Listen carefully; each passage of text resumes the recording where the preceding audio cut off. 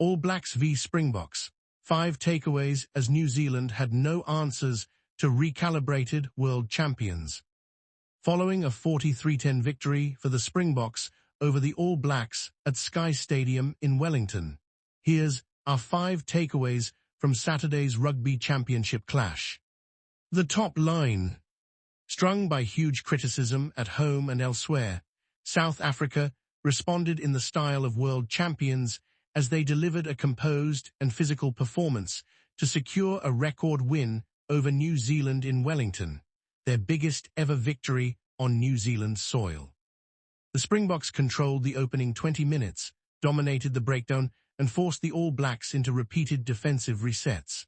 Cheslin Kolbe scored twice, Damian Williams added one, Quagga Smith finished a flowing move started by Ethan Hooker, while R.G. Snyman and Andre Esterhuizen also crossed late on. Manie Libbok kicked 13 points and managed territory with accuracy as he was pressed into action early on. This was more than a win, it was a response.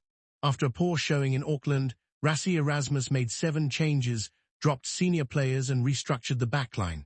The criticism had been sharp, questions around cohesion, tempo and leadership were valid, and in Wellington, South Africa answered with clarity.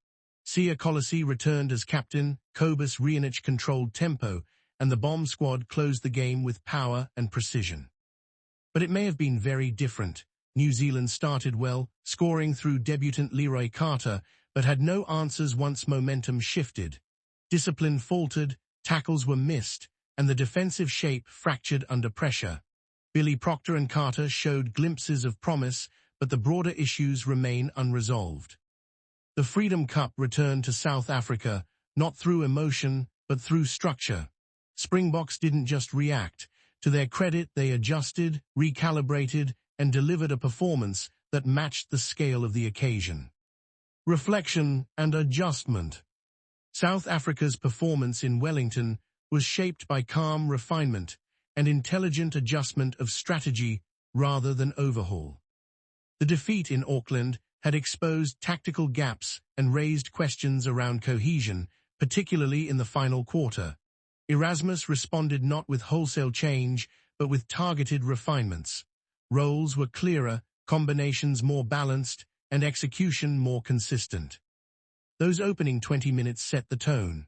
South Africa controlled territory, won collisions, and forced New Zealand into early defensive shifts.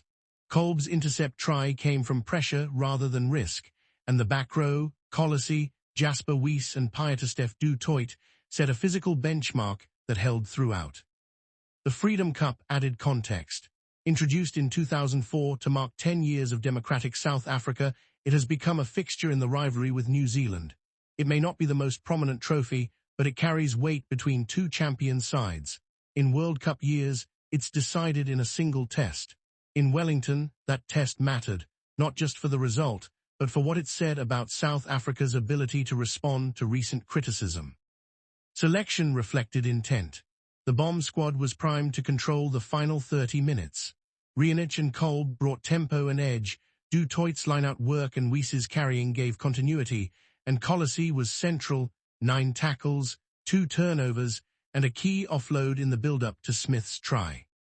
Libbok and Williams really delivered big shifts as they both made a huge impact on the match.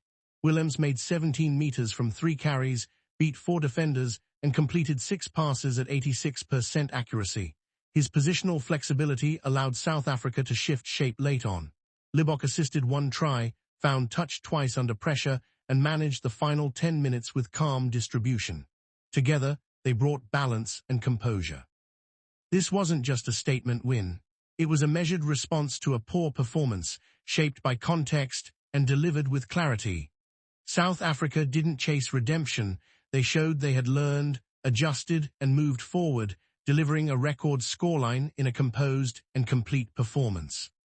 Kolbe masterclass. Kolbe's performance in Wellington was decisive and influential, a display built on timing, positioning, and execution. His first try came from a clean intercept, stepping into Proctor's pass with control and finishing untouched. It shifted momentum, not just on the scoreboard, but in the tempo of the match. His second came from a support line off Reinach's break, staying connected and finishing with balance under pressure. Both scores reflected system awareness with a seasoning of Kolbe's individual flair.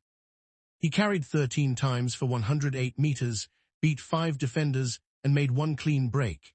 His aerial work was outstanding for a player of 1.72 meters, winning 4 contests under the high ball and providing clean possession in exit zones. His tries will make the headlines, but his aerial contribution allowed South Africa to manage territory and apply pressure without overplaying. Kolbe's influence extended beyond the scoresheet. His chase lines forced hurried kicks, his defensive reads narrowed New Zealand's options, and his presence on the edge kept the All Blacks honest in their press defense. He made 10 tackles, stayed error-free, and remained connected in a defensive system that asked him to cover both depth and width. His night ended after a shoulder charge from Tupu Vari, which went unpunished but removed South Africa's most composed back. By then, Kolbe had already shaped the outcome with clarity and control. Bok clarity. South Africa's improvement in Wellington was built on clarity of role and timing of impact. The bomb squad delivered exactly what was required. Jan-Hendrik Wessels and Wilco Louw stabilized the scrum, winning 4 penalties in the final half hour, while Snyman and Smith added tempo and physicality. The turning point came from a clean line-out take by Du Toit, who had already stolen 2 throws. From that platform, Hooker broke through midfield, drawing defenders and creating space. Rianic recycled quickly, Colossi straightened, and when the ball was kicked wide, Du Toit gathered on the edge and offloaded inside for Smith to finish. Esterhuizen's arrival was immediate. His first touch broke the midfield and forced a fold in the All Black defense, setting up the sequence that led to Kolbe's second try. Rianic controlled tempo throughout, passing crisply and managing the short side with intelligence.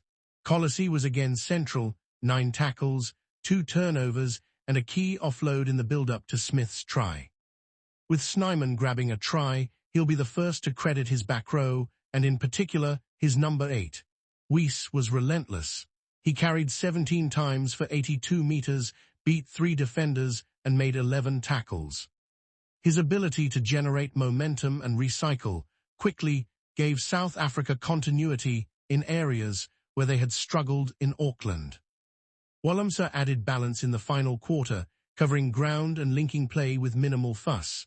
Lubbock brought control off the bench when he replaced Funbagum and Gumzala, delivering 2 touch finders, 1 assist, and a composed final 10 minutes. This was not a reactive performance. It was a structured response, built on bench impact, defensive clarity, and a clear plan to stretch New Zealand late.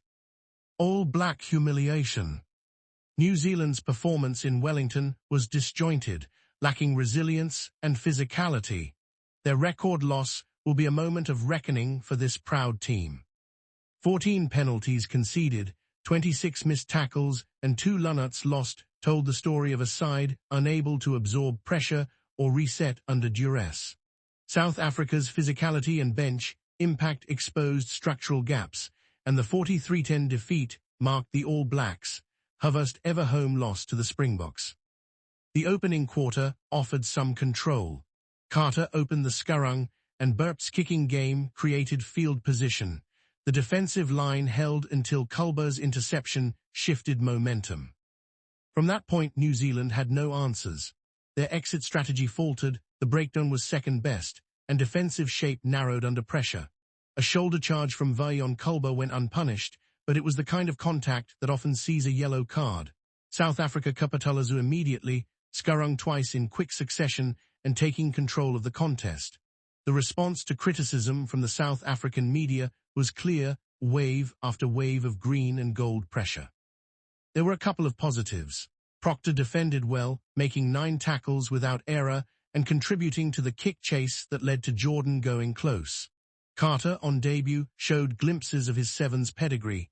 He beat 2 defenders, made 38 meters from 5 carries, and competed well under the high ball.